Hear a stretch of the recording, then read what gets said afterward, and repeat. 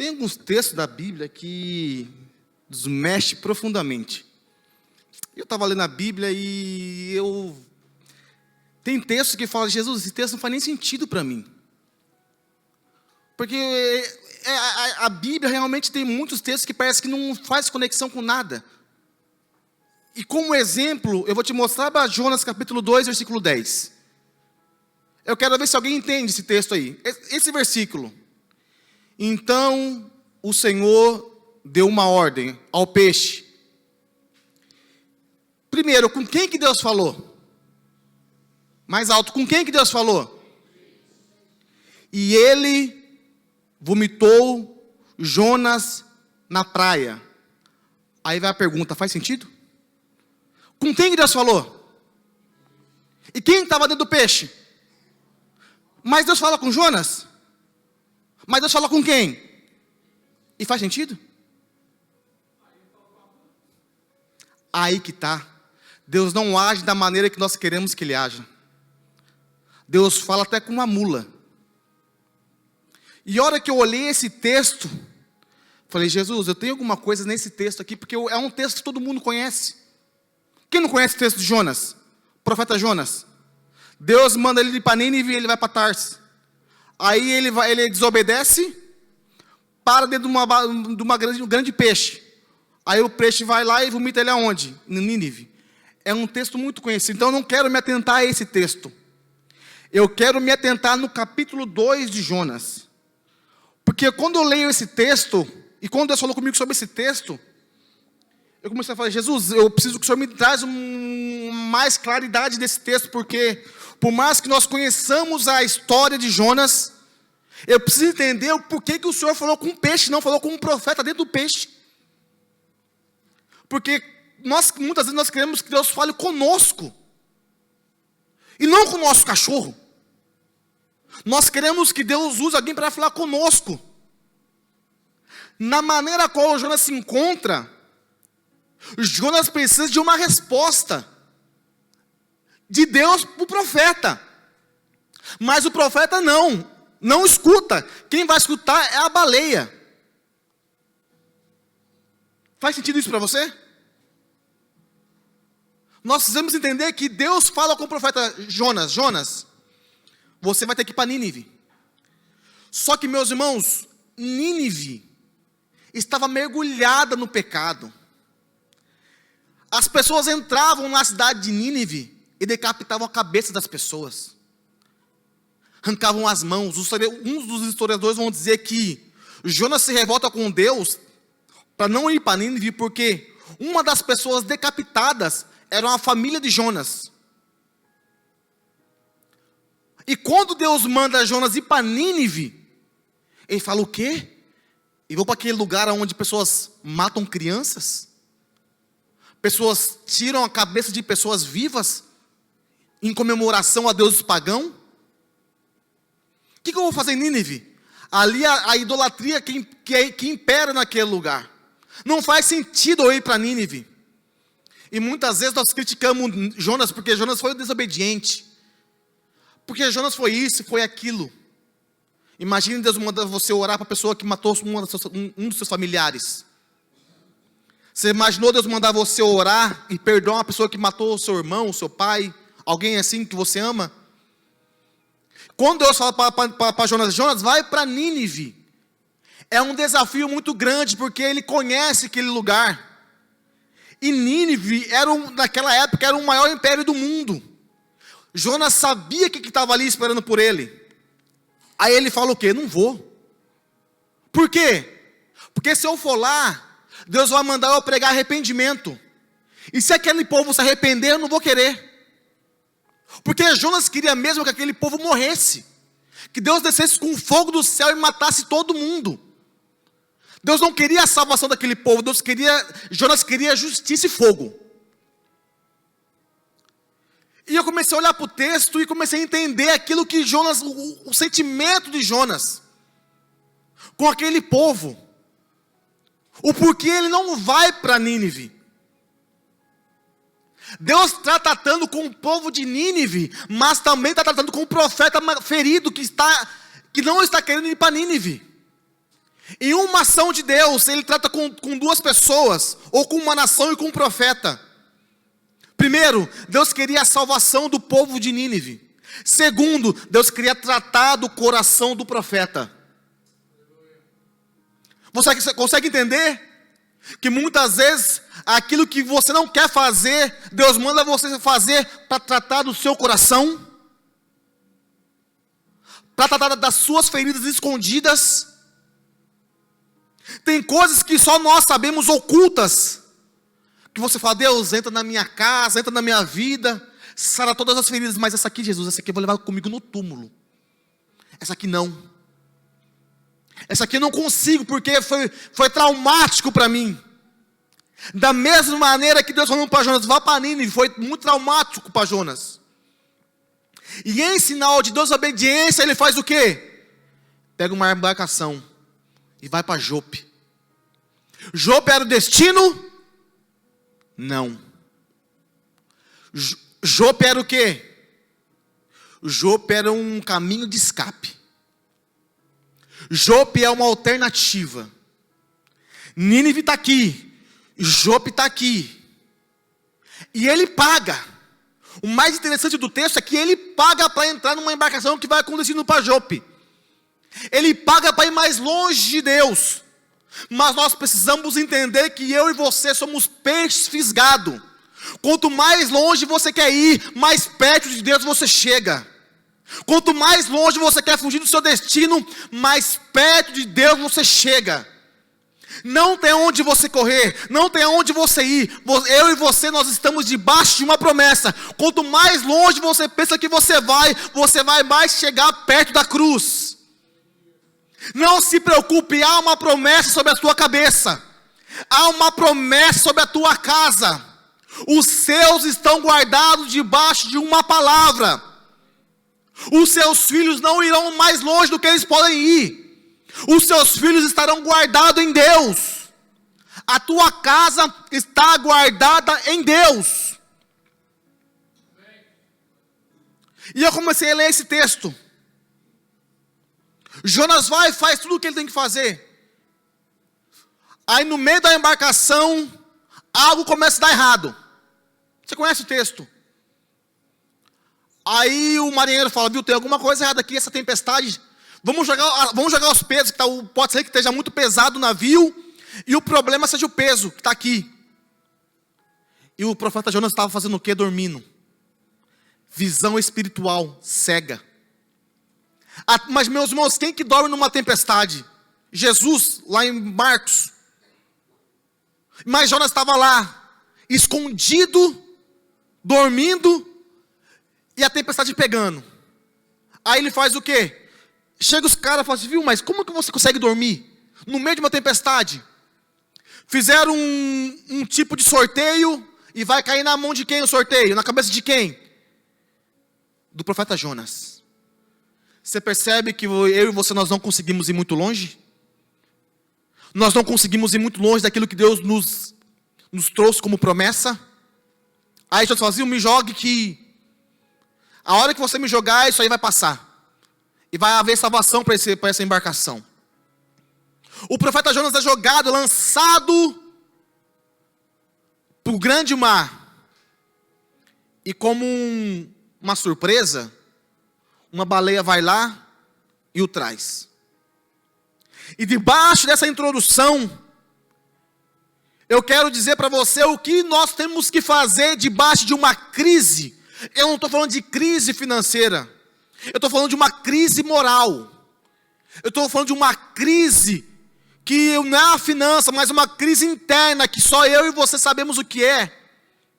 Sabe aquela crise daquela tempestade que nós não conseguimos mais nem orar? Nós não conseguimos mais nem abrir a Bíblia. Parece que nada mais faz sentido. É nessa situação que o profeta está. Aí se você pega o capítulo 2 de Jonas, depois dele ter fugido, depois dele ter se distanciado, depois dele ter entregue a sua vida para as tempestades, quando mais nada faz sentido, ele faz uma oração. Jonas capítulo 2 é a oração de um homem desesperado. Jonas capítulo 2 é uma oração de um homem que não tem mais nada que fazer. Ele entende que o que ele fez já não faz mais sentido. E eu quero orar com vocês essa oração essa manhã. Eu quero que você entenda o desespero do profeta Jonas. Quando eu já li a Bíblia, meus irmãos, inteira algumas vezes. Mas quando eu li o capítulo 2 mais de 2 vezes, parece que saltou em mim a oração do desespero. Olha que o Jonas capítulo 2 vai dizer: e orou Jonas ao Senhor Deus, das entranhas do peixe, e ele disse: na minha angústia, clamei ao Senhor. Na minha angústia, eu clamei ao Senhor, e Ele me respondeu. Do ventre do inferno, eu gritei, e tu me ouvistes. Percebe? Há duas ações. Primeiro, grito e clamor. Vocês prestaram atenção comigo no texto? Ele fala: na minha angústia eu clamei, e o Senhor me respondeu. Agora ele vai falar do grito. Do ventre do inferno eu gritei, e tu me ouvistes. Sabe o que eu entendo? Que há resposta no clamor, não do grito. Quando você grita, Deus escuta, mas quando você clama, Deus responde. Mais uma vez, quando você grita no meio do desespero, Deus te dá ouvido, mas quando você clama ao Deus dos exércitos, há a resposta. Há uma diferença entre clamor e grito. Aí você fala: mas parece que de um tempo para cá, Deus não está mais me ouvindo. De um tempo para cá, a minha oração não passa do teto. Será porque você saiu do lugar de clamor e entrou para um lugar chamado grito? A resposta debaixo de clamor. Êxodo, capítulo 22 e 23, olha o que vai dizer: se de alguma maneira os afligirdes, e eles clamarem a mim, olha que fala: eu certamente ouvirei o seu clamor. Há uma resposta debaixo de um clamor. Há uma resposta debaixo de oração. Nós precisamos entender que nós falhamos quando nós não oramos. O sucesso e o fracasso está atrelado à nossa vida de oração. A igreja do pastor Cho, lá da Coreia do Norte, mais de 100 mil membros.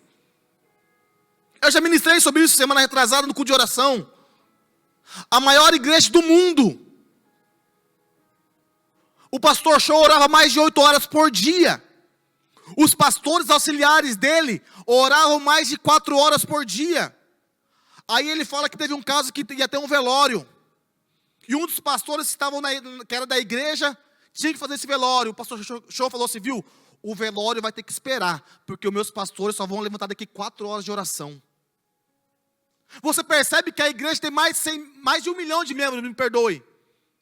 O sucesso daquela igreja está atrelado à oração da igreja.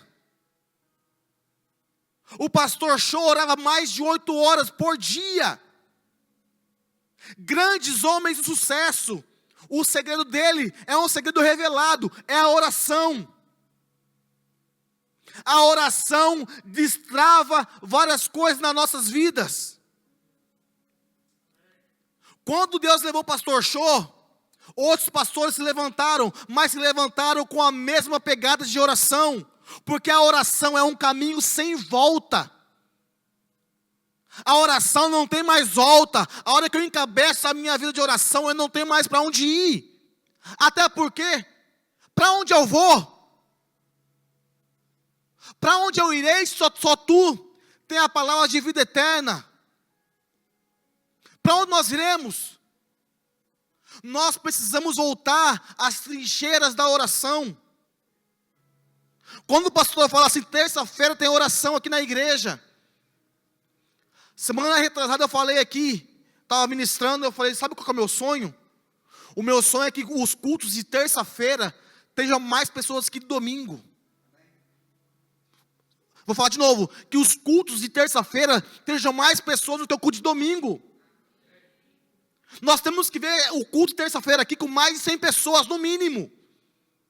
Sabe por quê? Porque eu acabei de falar, o nosso fracasso e sucesso está atrelado ao nosso joelho. Fracasso da oração é fracasso no casamento.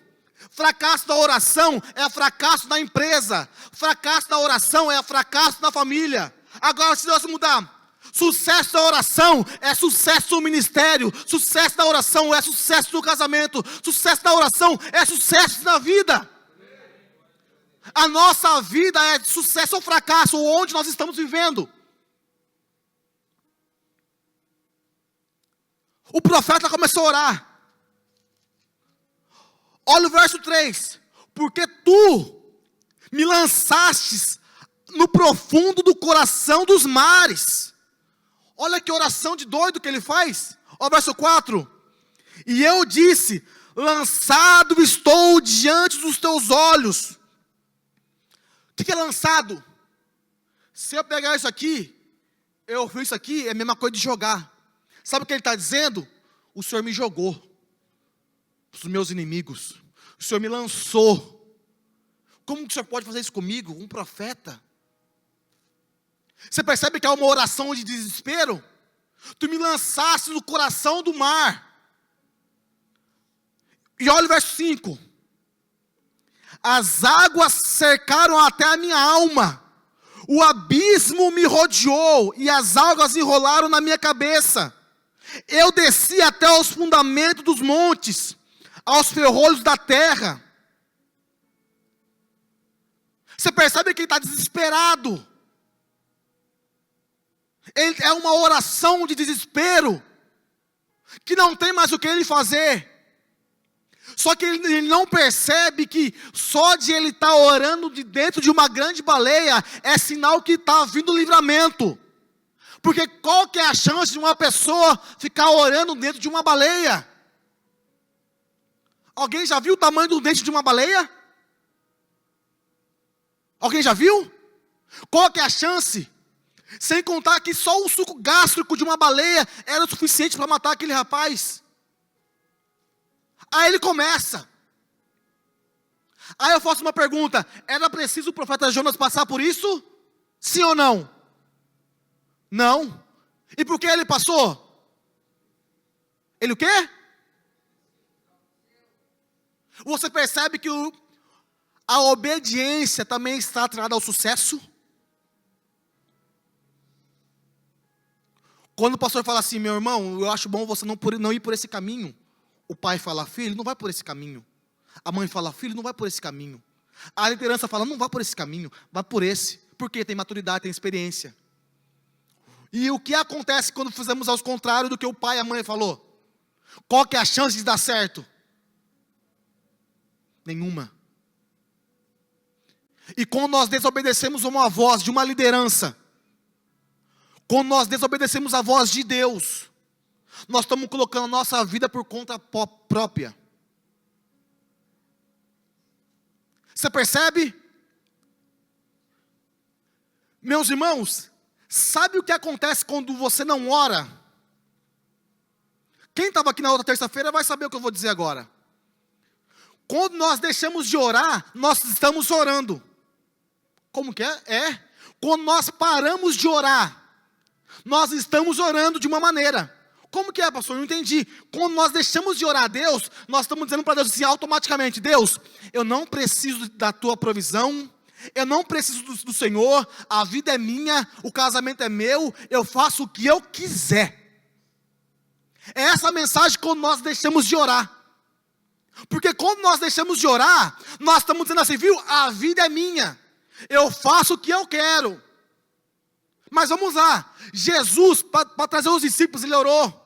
Jesus no Getsemane, ele orou. Jesus na cruz, ele orou. Jesus no monte, ele orou. E por que nós não oramos? Entramos num casamento sem pedir a direção de Deus. Entramos em sociedades sem pedir a permissão de Deus. Entramos em relacionamentos sem pedir a permissão de Deus. Nós somos melhores do que Deus. Porque se Deus orou e nós não oramos, o que nós queremos dizer? Da minha vida cuido. Então, deixar de orar é um perigo. Deixar de buscar a face do Senhor é um perigo. Da mesma maneira que a oração é um caminho sem volta, a falta de oração é um caminho que vai te levar para o abismo. O profeta começa, daí o profeta, a hora que ele entra dentro da baleia, ele começa a orar. Eu desci até os fundamentos dos montes, só o verso 7. Quando desfalecia em mim a minha alma, eu me lembrei. Me lembrou do que, profeta? Me lembrei do Senhor. E entrou a ti a minha oração, no templo da tua santidade. Quando ele estava num caminho sem volta, ele fala o que no verso 7? Me lembrei. Eu me lembrei. Lembrou do que, profeta? Eu lembrei da tua santidade. Eu vou trazer para hoje. Eu lembrei que o Senhor é bom. Eu lembrei que mesmo eu permanecendo infiel, o Senhor permanece fiel. Eu lembrei que o Senhor é meu Deus. Eu lembrei que sem o Senhor eu não sou nada. Eu lembrei que em Ti está a minha vida. É uma oração de desespero. Aí eu fico imaginando Deus. Profeta, você fez o que você quis, agora você vai orar? Você fez o que você quis? Ainda bem que Deus não é igual eu e você. Deus não é vingativo. Deus não é vingativo. Deus é Deus de amor. Deus tinha um propósito com Nínive. E conforme o profeta ia orando, quando desfaleci em mim a minha alma, eu me lembrei do Senhor, e entrou a ti a minha oração, no templo da tua santidade. Os que observavam as vaidades vãs deixam a sua própria misericórdia, mas eu te oferecerei um sacrifício com a voz de agradecimento. Quem pode colocar aqui Jonas 2, versículo 9? Olha, meus irmãos, que loucura! Olha a oração desse homem. Quase agora ele fala que o Senhor lançou ele no coração dos mares, que não tem mais o que ele fazer. Agora olha o verso 9. Verso 9, mas eu cantarei louvores, te oferecerei sacrifícios, e cumprirei o que prometi. Mas eu te oferecerei, meus irmãos, como que ele vai oferecer sacrifícios? De dentro de uma baleia? Que oração de gente doida! Sacrifícios com a voz de agradecimento. Ele está agora, a oração não é mais de desespero. Percebe? Que agora ele não está mais desesperado, agora ele está agradecendo. Agradecendo o quê? Agradecendo o quê? Se ele está dentro de uma baleia. Mas aí que está o segredo. Aí que está o grande segredo. Não importa o que eu passe, as tempestades vão passar, mas eu tenho dentro de mim um coração que é grato ao Deus da minha salvação. Eu posso estar dentro de um deserto, dentro de um tsunami, a minha gratidão permanece junto com a minha fidelidade a Deus. Sabe por quê? Porque não é a tempestade que vai dizer quem eu sou. Não é o deserto que vai dizer quem eu sou. Não é que as pessoas vão dizer quem eu sou. É o que Deus fala quem eu sou. Alguém está comigo aqui? Você consegue entender essa oração de desespero? Mas eu te oferecerei sacrifícios com a voz de agradecimento. O que votei, pagarei do Senhor. Agora ele fala o voto que ele fez, ele vai fazer, ele vai pagar. Olha o desespero. Deus, até aquilo que eu estou devendo eu vou pagar agora. Olha o desespero. Foi o que ele falou. O que votei, pagarei do Senhor. Do Senhor vem a minha salvação. Aí vem o versículo 10, que eu comecei o texto. Então, falou, pois o Senhor ao peixe, e ele o vomitou. Você entende essa oração? Concorda que é uma oração de desespero? No começo do verso 2, 3, parece que está desesperado. Aí vai chegando 7, 8, aí ele percebe que realmente é o erro dele. Sabe por quê? Jonas entendeu uma coisa que a igreja do século 21 precisa entender. A oração, ela nos faz ser e não ter. A oração nos faz ser. Nós só vamos ter alguma coisa em Deus a partir do momento que nós sermos alguma coisa em Deus. Pastor, não entendi. Nós temos que ser algo em Deus. Muitas vezes a nossa oração é só que nós queremos ter. Mas antes disso nós temos que ser. E eu só sou alguma coisa quando eu oro. Quando eu oro, eu estou capacitado a ter. Mas antes da minha oração, eu não sou capacitado a ter nada. Porque eu só posso ter algo se eu ser o quê? Se eu ser alguém em Deus. Depois que eu sou alguém em Deus, eu sou capacitado a ter. Eu só tenho quando eu sou. Faz sentido? Eu só tenho algo depois que eu sou. E o que nós somos na oração? Nós temos perdido a prática de oração. Esses dias eu fui orar. E entrei no meu closet.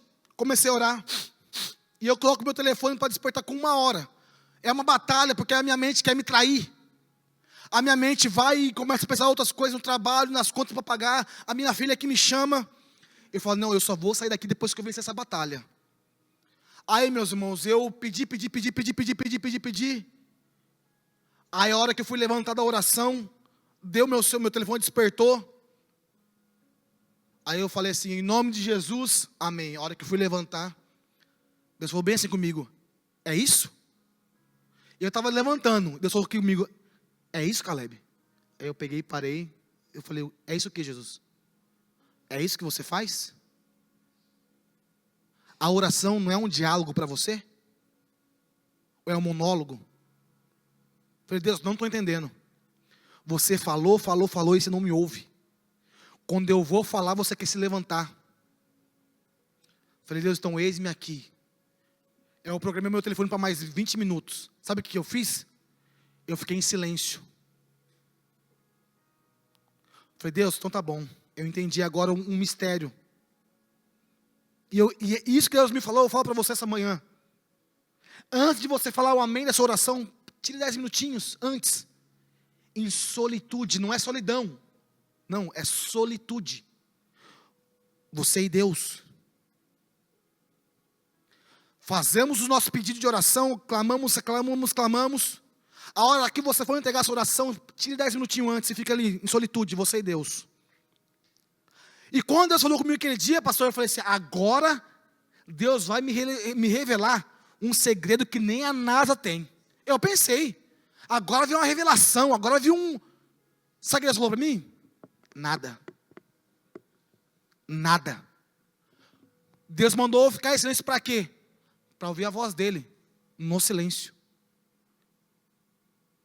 Aí eu fiquei ali. Aí a hora que eu fiquei ali, pode aumentar o som para mim, por favor? Pode aumentar para mim o som, por favor? A hora que eu fiquei ali, naquela solitude com Deus, as lágrimas começaram a rolar. Quando eu fiquei quietinho ali, ó, porque eu fecho a minha porta, meu closet é pequeno, e tem bastante roupa ali, abafa muito som. A hora que eu fiquei ali, pastor, quietinho, Eu escutei até o batimento cardíaco. Tum, tum. Aí eu falei, Deus está ali. E meu coração começou a arder. E eu não abria minha boca. Eu ficava ali. A hora que eu vi, eu já estava em lágrimas. Porque Deus estava falando comigo através do meu batimento cardíaco. Deus estava falando comigo através do meu silêncio. Deus estava falando comigo através da minha solitude. O segredo da oração é uma conversa. E quando só um fala, não é uma conversa. Quando só um fala, não é uma conversa. Pare um pouco para tentar ouvir o que Deus tem para falar para você essa manhã. Na sua oração, fique em silêncio. Antes de entregar a sua oração a Deus, fique em silêncio. Deus pode te revelar segredos ocultos. Deus pode trazer revelações. Eu não sei o que Deus pode falar para você nesse momento, mas pratique mais a oração. O nosso sucesso está atrelado à nossa vida de oração. Quem quer sucesso em tudo? Eu sou o primeiro que quero. Quem mais? Tem mais. Quem mais quer ter sucesso na vida? Levante a mão bem alto. O segredo está revelado aqui, é a oração. Sabe, pastor, eu vejo que nós temos muito tempo para muitas coisas, que eu também não acho errado. Assistir o Netflix é legal. De vez em quando eu pego eu e minha esposa, nós vamos assistir. Mas muitas vezes aqui nós ficamos mais refém de telefone, Instagram, WhatsApp. Esquecemos da cultura de oração. Aí as pessoas falam assim, que eu já vi várias vezes. Aí eu não tenho tempo de oração. Eu não tenho tempo de orar porque eu acordo 4 horas da manhã. Eu trabalho 12 horas por dia. Chego em casa, eu tenho minha esposa para cuidar. Eu tenho minha família para cuidar. Você percebe que você tem 12 horas de tempo para o trabalho e não tem 20 minutos para Deus? Qual que é a chance de nós termos sucesso com essa vida? Sabe por quê? Porque a oração é um caminho sem volta. Nós temos que pegar essa prática de voltar a orar. Nós temos que amar Jesus. Sabe por quê, meus irmãos? A oração é uma intimidade. E a intimidade nos revela segredos. E a minha oração, uma das minhas orações fala: Deus, revele o segredo do teu coração para mim. Mas Deus só dá segredos para quem é íntimo dele. Ou você conta o seu segredo para qualquer pessoa. Aconteceu um negócio muito difícil, alguma coisa que você viu, um segredo da tua vida. Aí passa um Zezinho ali, você vai lá e conta o segredo para essa pessoa, sim ou não? Você conta? Por que não? Porque você não tem intimidade. Você só conta os segredos para quem você tem intimidade. E Deus só vai entregar os segredos que Ele tem para a sua vida quando você for junto com Ele. Quando você tiver intimidade com Ele. Segredos serão revelados a partir da intimidade que nós temos com Deus. E a intimidade só vem através de uma vida de oração. Nós teremos sucesso quando nós orarmos mais. E eu já estou terminando. Eu nem li o texto que eu queria ler. Jonas está andando. E ninguém vê o profeta. Porque a baleia está embaixo de alto mar. E ninguém vê, Jonas parece que morreu. Por quê? Jogamos ele e ele desapareceu. Sabe por quê? No momento de oração vamos pensar que nós morremos. Mas quanto mais as pessoas pensam que morreu, a história acabou, foi mais um, nós estamos aqui, ó. Enquanto as pessoas estão pensando que já acabou, Deus está movendo a nossa vida. Enquanto as pessoas pensam que já acabou, olha lá o Jonas andando assim, ó, Jonas morreu. Eu fico pensando, você viu o Jonas por aí? Não. Quantos dias que você não vê o Jonas? Ah, faz muitos dias. Ah, sabe que morreu? Enquanto as pessoas estão pensando que Jonas morreu, Jonas estava andando, indo para o propósito a qual Deus determinou. Não pense que você morreu, pense que Deus te escondeu e você vai chegar no teu propósito. Nós iremos chegar no propósito. Se coloque de pé.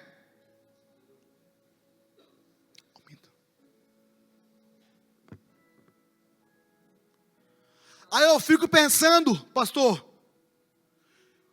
a baleia chegando, e os ninivitas com aquela vida de imoralidade, ninguém vê nada, e de repente uma grande baleia vomita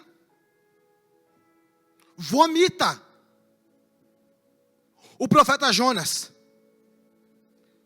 As pessoas chegam e olham, primeira coisa que percebe, bom, eu não vi nenhum navio parado aqui na frente da areia, eu não vi nada. Aí Jonas chega, eu fico imaginando as perguntas, Jonas, como você chegou aqui?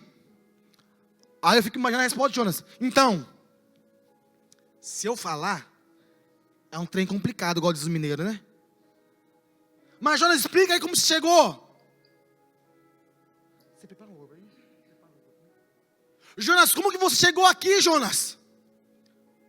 Só de eu falar isso, eu começo a me arrepiar inteiro. Porque a promessa não se explica. Porque se explica, não foi Deus que fez. Porque tudo que Deus faz não se explica.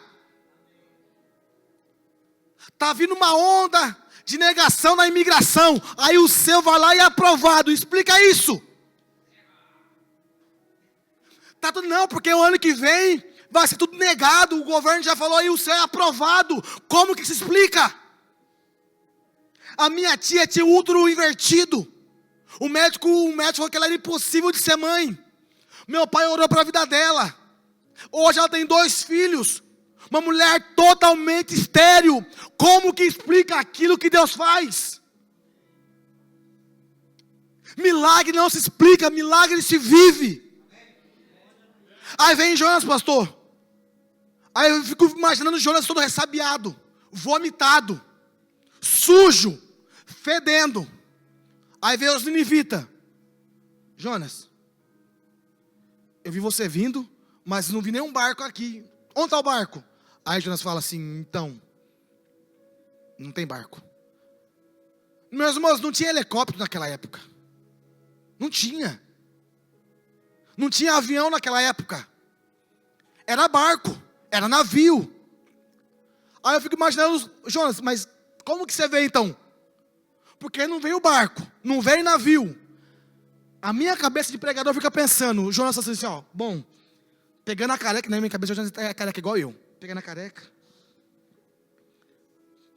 Eu vim daquele negócio bem sofisticado, de rico. O quê? Baleia. Como? Eu vim de baleia. O nome do barco é baleia? Não, eu vim literalmente de uma baleia. Jonas, você está doido? Porque para chegar onde você chegou, não se vem de baleia. Para chegar onde você chegou, vem de barco ou de navio. Me explica como você chegou. Deus fala assim, eu não sei como eu cheguei, eu só sei que eu estou aqui, e eu estou aqui, eu tenho uma palavra para vocês, ninivitas, arrependam-se. Arrependam-se. Mesmo eu fazendo aquilo que eu não quero, eu vou ser profeta de Deus. Mesmo eu indo aonde eu não quero, eu continuo fazendo aquilo que Deus quer. Sabe por quê? O homem e mulher de Deus não faz aquilo que ele quer, ele faz aquilo que Deus manda. Porque fazer aquilo que nós queremos fazer é fácil, mas fazer aquilo que Deus quer que nós fazemos é difícil. Mas Deus aqui nos revela um segredo. O segredo é: permaneça fiel na sua vida de oração, permaneça fiel na sua gratidão a Deus, mesmo tudo estando difícil.